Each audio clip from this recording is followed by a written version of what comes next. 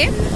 আর আমি এখন দাঁড়িয়ে আছি হচ্ছে ভারতের একদম শেষ, একদিকে শেষ প্রান্ত, দক্ষিণের শেষ প্রান্ত, কন্যাকুমারী। কন্যাকুমারী বললেই বাঙালি জাতির ভীষণ আবেগের একটা গর্বের জায়গা।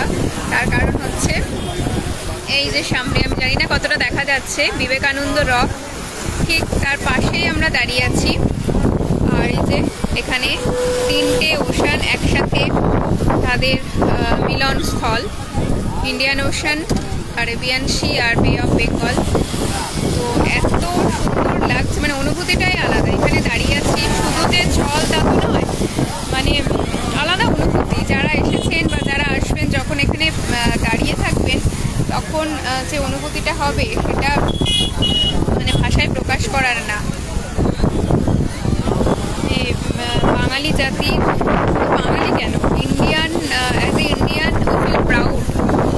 এই জায়গাটার সাথে আমাদের অনেক লাভেবল মেমোরি জড়িয়ে আছে। তো এই হচ্ছে সেই ভিউটা। কিছুক্ষণ আগেই ল্যান্ড করলাম এখানে, আর হোটেলে চেক ইন করেই এই দারুণ একটা সুন্দর জায়গায় এসে পৌঁছে গেছি। আরও তো বাকি, এটা তো জাস্ট ট্রেলার।